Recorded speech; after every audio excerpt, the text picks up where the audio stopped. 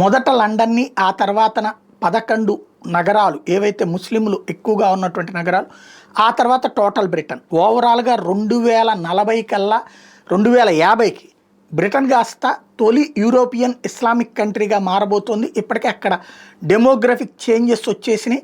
British పౌరుల సంఖ్య తగ్గిపోయింది, పుట్టుకల సంఖ్య తగ్గిపోయింది, పౌరుల సంఖ్య తగ్గిపోతుంది. ఈవెన్ బ్రిటిష్ అమ్మాయిలు కూడా ఎక్కువ మంది ముస్లిం అబ్బాయిలను పెళ్లి చేసుకోవడం ద్వారా, మతం మార్చుకోవడం ద్వారా డెమోగ్రఫికల్ చేంజ్ విపరీతమైనటువంటి సూపర్ ఫాస్ట్లో నడిచిపోతుంది. అదే సందర్భంలో చొరబాటుదారుల పేరుతో వచ్చినటువంటి వాళ్ళకి శరణార్థులుగా, దేశ పౌరులుగా గుర్తింపులు ఇచ్చేటటువంటి కార్యక్రమాన్ని లండన్ మేయర్ దగ్గర నుంచి ఇప్పుడు కొత్తగా ఏకంగా హోమ్ మినిస్టరే వచ్చి చేరింది కాబట్టి లేబర్ గవర్నమెంట్ కావాలని ఇస్తున్నటువంటి పరిస్థితి నడుస్తుంది. చివరికి అక్కడ క్రైస్తవులు, అక్కడ బ్రిటిష్ వాళ్ళు తమ స్వేచ్ఛ కోసం పోరాడాల్సినటువంటి పరిస్థితి వచ్చింది.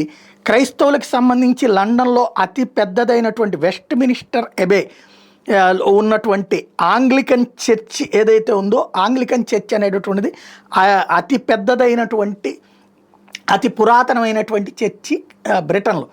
అయితే అక్కడ కాకుండా ఇప్పుడు ఆ చర్చికి సంబంధించినటువంటి ప్రదేశంలో కావాలని ముస్లింలు ప్రార్థనలు చేస్తున్నారు. 500 మసీదులు ఉన్నాయి లండన్లో, అయినా కూడా అక్కడే ప్రార్థనలు చేస్తున్నారు. వీళ్ళ స్ట్రాటజీ ఏంటంటే వాళ్ళ మతాచారాల ప్రకారం 7 సంవత్సరాల కంటే ఎక్కువ రోజులు ఎక్కడైతే ప్రార్థన చేస్తారో అది తమ మతస్థలం కింద ప్రకటిస్తారు. అది వాళ్ళ మతాచారం.